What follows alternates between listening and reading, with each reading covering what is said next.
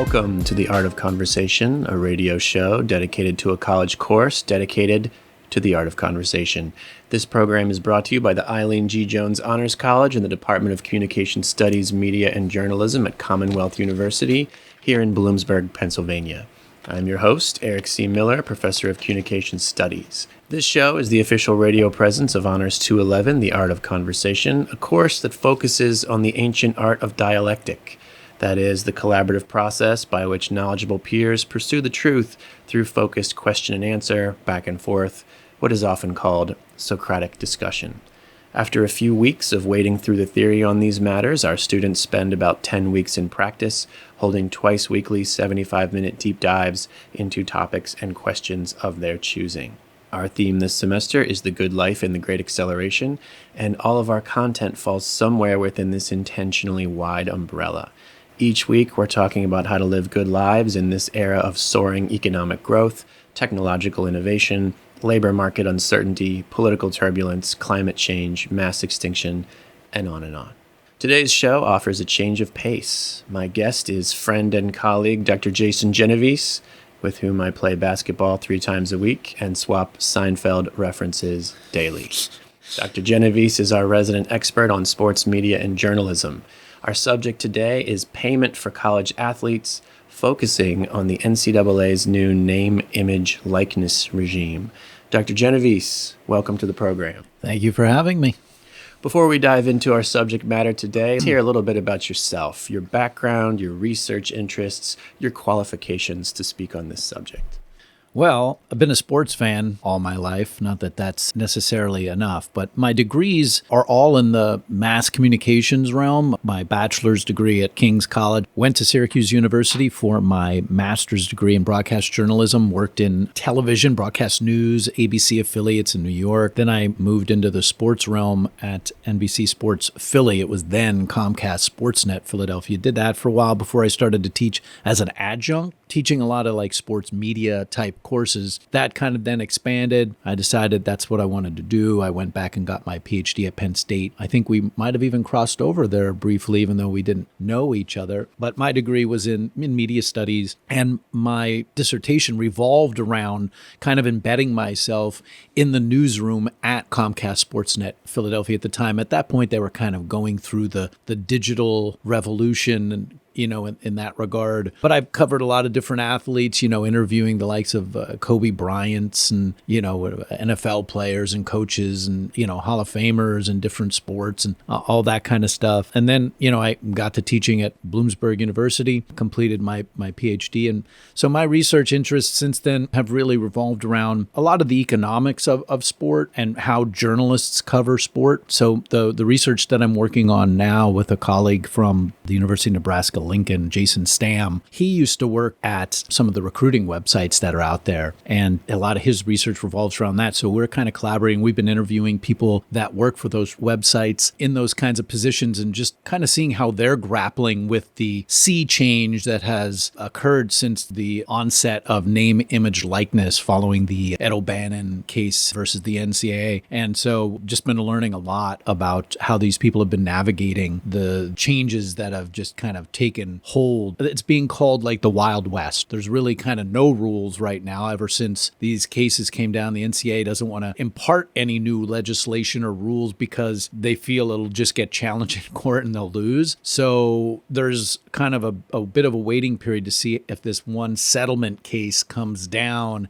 And then I think a little bit more will take shape in that landscape, but it's a little bit of a wait and see right now. And it's been a pretty crazy and hectic couple of years for people. Even the coaches here at Division II Bloomsburg University would tell you that in terms of the transfer portal and the turnover that's happening, across rosters and things like that. So it's been a pretty wild time. And I think it's brought into focus for a lot of people more than ever before how big of a moneymaker college sports is. It was kind of shielded from that by the idea of amateurism, but I think the curtains have been raised and everybody understands now, what's at stake for a lot of these athletes. And I think a lot of people have mixed feelings about it, about the loss of amateurism and just so much of what's going on. It's just, there's a lot to kind of unpack, I guess, is the best way to put it. Yeah, it sounds like a lot to chew on. Let's start maybe with the background here. Name, image, likeness is a policy response to a situation that was much criticized before, which was that college athletes perform a lot of labor for the NCAA and for their universities, and they make billions of dollars for these organizations, but they're not paid because of that amateur status. Could you tell us a little bit about how things were before the NIL and specifically why it was problematic? Yeah, so athletes just simply could not be paid. Of course, they were getting something in return. It was their education. And I can remember a lot of universities would say, you can't really put a price on that. And somebody said, well, you do, right?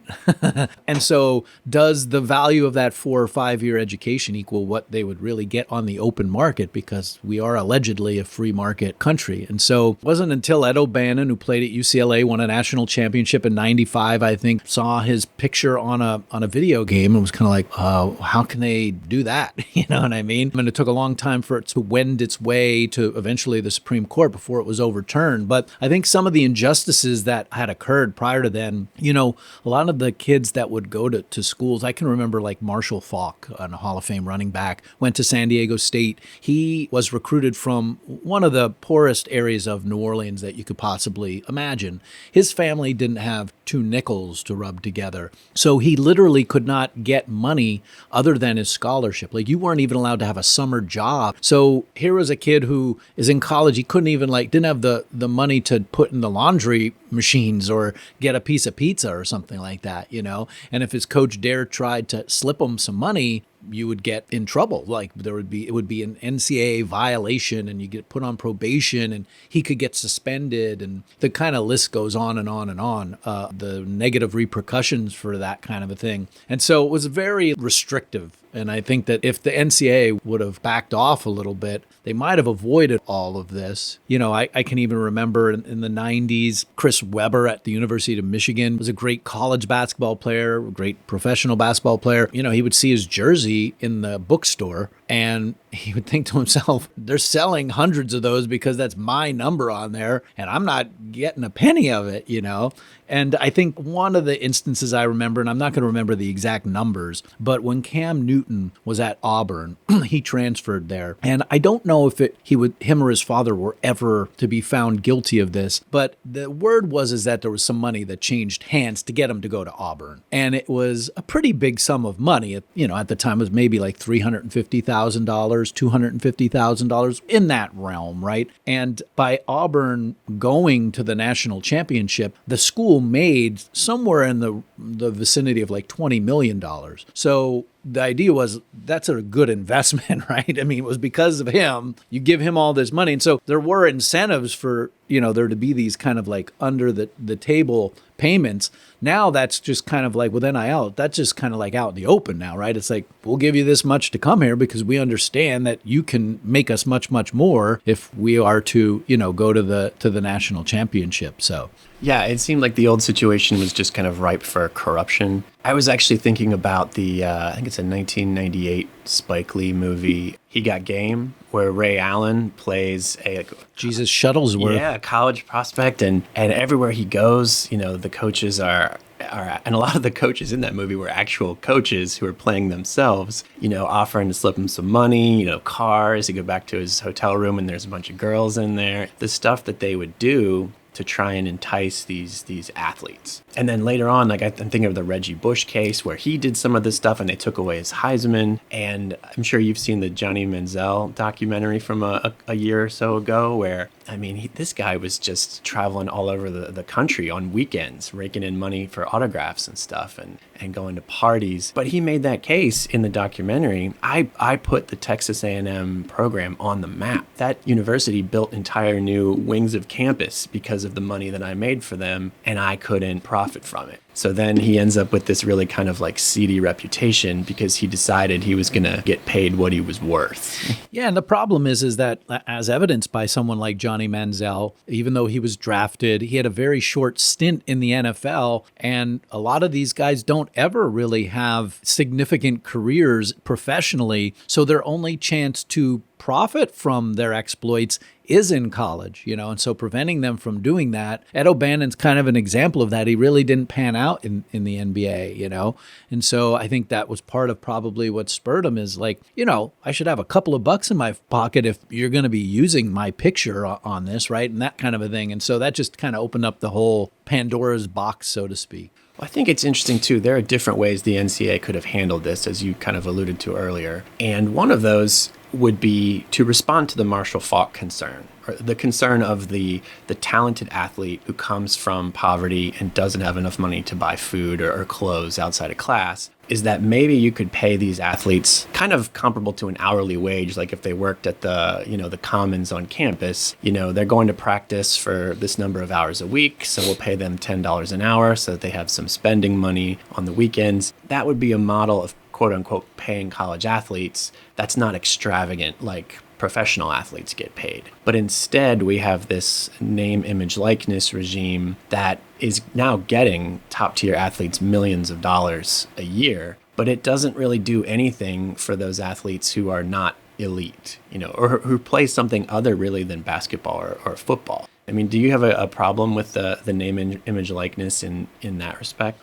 I will say that I've heard a lot of information that other sports are starting to get money in their pockets, right? Like I've heard some examples of Division I baseball players who are doing quite well for themselves, women volleyball players. There's some going around. Obviously, the biggest money makers are football and basketball, so they're going to continue to be that way. But when you say, do I have a problem with it, do you mean because NIL is still kind of like leaving some people out? Is that what? Yeah, I mean, think about all the athletes at Bloomsburg. In my public speaking classes, I hear speeches on this topic from time to time because I have a lot of athletes who come through the class and they say, I work my tail off. I don't have as much time for like a social life. I'm constantly tired. It takes a toll on my mental health. And I don't even have a scholarship, much less a form of payment to compensate me for this. I basically am here doing this for the love of the game and because I have friends on the team, that sort of thing. I guess what I mean is before they went to the name, image, likeness, were there other alternative models that they could or should have considered that would have been fairer, more equitable to all athletes at all different types of universities? I mean, that's a great question. I mean, currently what you just described is really kind of where things are going, right? There's a case that's a settlement that's been proposed called House versus NCAA, and it's in a California court right now. April 7th, they expect to kind of, the judge is going to give his decision. And I believe there's still like a period of public comment after that. His comments, hearing arguments, seem to suggest he's leaning towards taking this settlement, which would allot $20.5 million is the max that each school could pay their players. They want to try to put like a cap on it so that it's not crazy, because what ends up happening is that the schools with the most money can go higher than that. And then there are, the haves and the have-nots again, you know what I mean? And so when that plays itself out at the universities, it's going to naturally play itself out in the rosters of these players as well. And then the conferences are trying to create these like player contracts to create that how much are you going to get and everything that kind of gets written into what your job response, like almost like they're going to be employees of the university. And that kind of brings up, and I don't know if you want to get into this can of worms, but it kind of brings up what's an even bigger point of discussion, I think, in most areas now, is people have kind of gotten over the fact that these kids deserve to get some money, especially like the elite athletes. Like we're tuning in to actually watch. It's like we're watching this because of this, is the transfer portal, right? Which is nonstop free agency. Even professional sports has a limit on how often you can test the market. And so they're trying to like write that into the contracts, but they're worried that, again, that will get challenged in court. It's not necessarily good for the sport for these kids to just be kind of leaving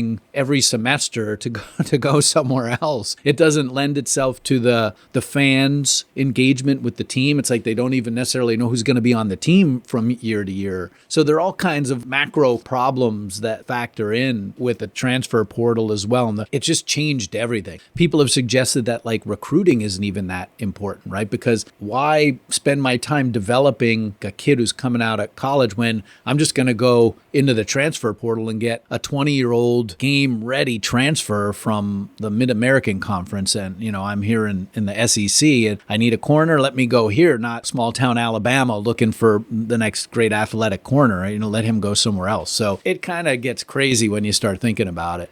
Yeah, I in fact do want to enter into that can of worms. But I have a question about NIL that maybe you can clear up for me first. It's my understanding that name, image, likeness, if you sell an autograph, if, NCAA College Football 2026 uses your image, they have to pay you for that. And so you get this separate stream of revenue that doesn't come directly from your university. In fact, I think universities are not allowed to just pay players directly. Then I hear about how, because they made it into the college football playoff this year, that Notre Dame gets X number of $1 million from the NCAA, and Penn State gets a bunch of money. And, James Franklin, he's going to go out and get the players that he needs to get over the hump here and get these big wins and bring a championship back to State College. And so it's not clear to me, what exactly that means when I hear this. Is Penn State going to be going out there in the transfer portal and finding the specific position players it needs and then giving them millions of dollars directly? Or it's just giving them the opportunity to get the exposure that will bring in sponsors to give them that money? Or how does the payment work?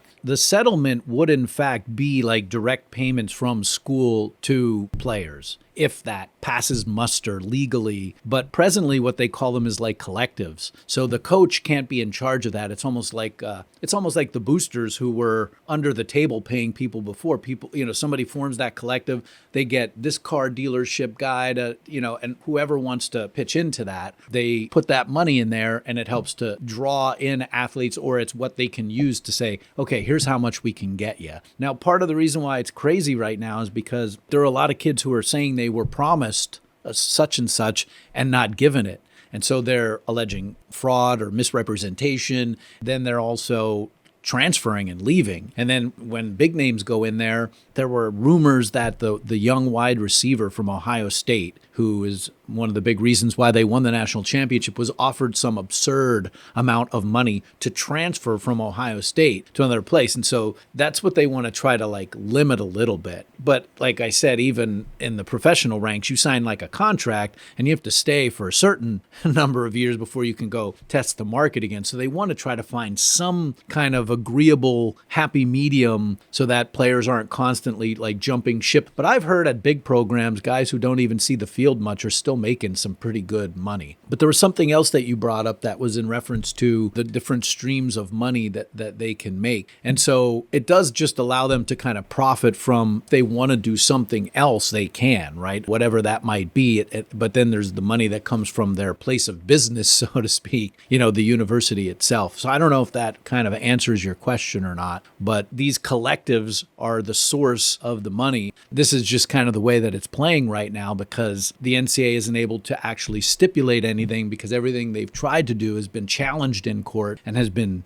beaten. So that's why this settlement becomes so important, to put a little bit of a framework in place so that everybody can start to work at some semblance of structure, and now we know what the heck's permissible and what's not. So it'll be a big moment, I guess.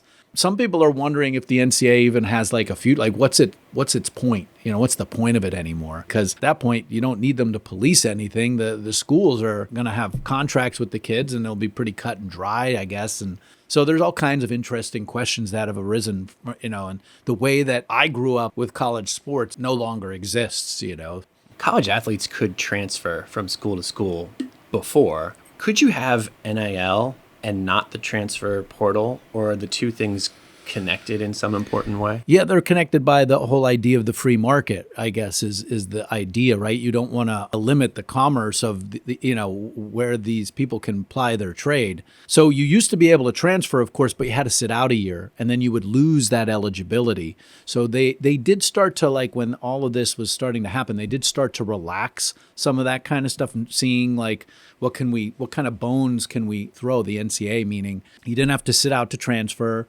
and then they were giving 5 years of eligibility. So for example, there's a wrestler at Penn State who's probably going to win the national title this coming weekend in his weight class. He's one of the heavier weight classes. It would be his 5th national championship. There have only been a handful of 4-time national champions. Because he got a 5th year of eligibility, he's going to be the first 5-timer of all time. And so that's something too that there are guys who are like 28 years old still playing at the school because they're not going to really make it the next level, right? So they're kind of milking their time as much as they can in college. And there's a reason for it too. Some of them are getting more money now than, like, there are kids who aren't going to the draft who in different sports who people thought would go into the draft, because why risk getting picked later and getting cut when I know I'm already going to get my degree if I stay and make this much money? I can afford a car or put a little away. Or so it's changed how athletes even approach thinking about going on professionally and things like that. There have just been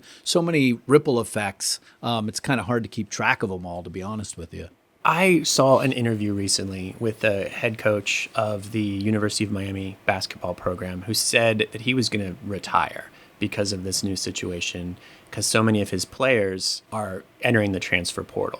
And they've told him, like, we like you, we love being here in Miami, it's great, but the opportunities elsewhere to get paid are too tempting. And I heard the same thing just this week from the head coach of UConn basketball, which is, the preeminent program. And if you can get in there and if you can play for that team, it would seem like that's what you do in college basketball. But he said half his players are looking into transferring because of the monetary incentive.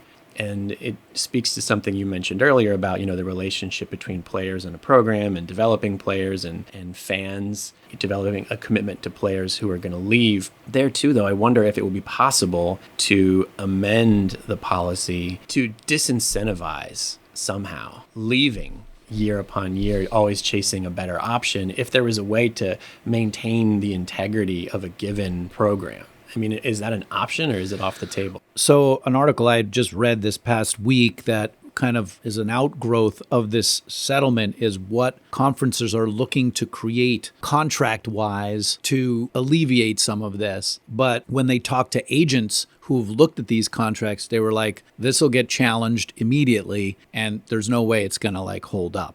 They don't know what the answer is. And that's kind of, I think, one of the reasons why it gets the moniker of the Wild West, because it's just kind of getting sorted out in real time, like watching things evolve in real time. A couple of thoughts on that, though. The coaches and the administrators were the ones who were the most upset about not the NIL, but the transfer portal, right? And, I don't have a ton of pity for them. I think it makes their job much more difficult, right? Because you're almost like fielding, for some of them, a new team every year, right? And that's a very difficult thing to build the chemistry that you need to be successful. And you're seeing teams that are able to do that better. Like right now, St. John's, they got some guys who weren't the biggest recruits, right? They're a little older, wiser. They're hungry, right? They want to put this program on the map. Like when you can bring that together, when you've got that kind of a persona like Rick Pitino does, that's a recipe for success because it's so rare. And I think it just makes it a little bit more like what professional teams have had to deal with is you got to find the kind of person who comes to your program with that mindset of, I want to win first and foremost, right? I want to get better. Like I'm not chasing the dollar every time, right? There are still people that operate that way,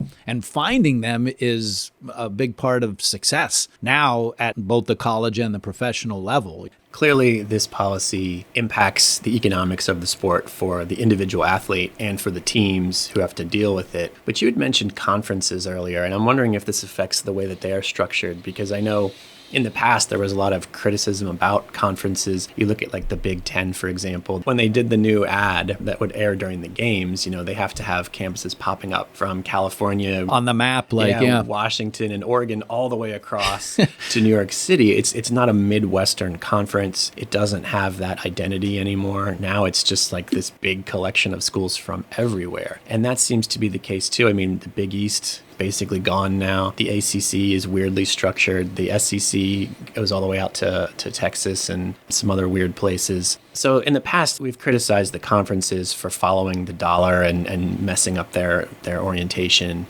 Does NIL change the way that conferences will be structured or how they will operate economically going forward? Yeah, they haven't stopped that. So one of the things that is afoot now, that's a big deal. And having talked to people that cover these kinds of things, they think that eventually we're going to see like a super league, at least with football, because that's the number one revenue sport, that would kind of be like almost like relegation, like European soccer style is kind of one of the thoughts. And what it's really being driven by is that the Big Ten and the SEC, which are really like the two power conferences. They're the two big ones. And we went through 1 year of the college football playoff having 12 teams. And now they're pushing to redo it where each of them would get like 4 bids. And then there'd be only 4 bids left for everybody else. And will you say, well, how can they do that? Well, they would just say, well, then we'll just go off and split off and do our own thing. And now you've got basically the best 25 teams in the country. And then who knows who else they could like suck into there, because they're going to chase the money. Like the Big Ten, their schools, just from the network alone, the money that it brings in with carriage fees and stuff, their payments are astronomically high per school, right? That's why schools choose to join like the Big Ten. Like there's more money going there than anywhere else. And the SEC's also got a big kind of deal like that. So they're already kind of trying to shape the postseason and everything to their will, because they've got all the leverage with them having the power teams. If they want to do their own thing, the TV contracts are going to follow them, right? Because I want to see Texas play more than Texas El Paso, you know what I mean? And so the conference realignment almost hasn't stopped, and people are saying it's not going to. Who knows where the end point is as they try to make sure that the revenue that they're used to getting doesn't shrink. You know, it's so important to how they operate their entire athletics budgets. There are a lot of other sports that really hinge on Texas's football team raking in the big bucks, or whatever that power program, and Penn State included, and so many others. So the economics of college sports was kind of problematic 5-10 years ago. There were a lot of critics for the way it operated. Now they've done this, and they've really changed the whole system, along with the transfer portal and some other things. Do you think that college sports is better off now than it was 10 years ago? Or do you think it would be better off going back to the way things were, or to some other model? I mean, nostalgia is a powerful drug. And I'm not one to criticize the kids, because I don't blame them for trying to get what they can now. It's kind of like what everybody else is doing, the coaches, everybody. I used to be the biggest college basketball fan. I mean, I lived it. And not that I won't still, we're in the midst of March Madness here. I'll fill out a bracket and think, I just don't watch it like I used to, or even college football. And I don't know exactly why that is, but I don't think they necessarily have the star. College basketball especially does not have the star power that it used to. Kids are choosing not to go to necessarily college. They'll find another route to wait that year to go into the NBA or what have you, and it's kind of watered down the product. I know other people complain about, I went to Syracuse and they played in the Big East, and you had all those awesome rivalries, and that conference was amazing, but it's not the same anymore, right? Now Syracuse is in the ACC, and the ACC used to be the best basketball conference. Now the SEC is. I thought that was a football conference. It's like, you can't keep up with the change. And so that's a really tough question. I think you'd find a lot of different opinions from a lot of different fans. The people that we are interviewing for our research project, who essentially run these websites, fans are the ones who pay to subscribe so they know what's going on with their team. They really don't like the transfer portal, because it's like, again, your team doesn't have an identity, it'd be like if, Saquon Barkley was at Penn State and then suddenly decides to transfer because, Texas is offering him more money, and oh man, I loved him. Like now he's gone. Like, it happens at the professional level. It's almost like we have to mold our minds to think about our college teams the way we think about our pro teams, but nobody wants to do that. That was part of the beauty of college sports, And so I think people are really grappling with that change, and there's just different responses from different people. I mean, there are a lot of people decrying the payment. It's like it was happening. It was just all under the table before. Now it's out in the open. Dr. Jason Genovese, thanks for joining us on the program today. Thank you for having me. You have been listening to The Art of Conversation, a radio show dedicated to a college course dedicated to the art of conversation. This program was brought to you by the Eileen G. Jones Honors College and the Department of Communication Studies, Media, and Journalism at Commonwealth University. As always, I'm your host, Eric C. Miller, Professor of Communication Studies. Thanks for joining us today, and we'll see you next time.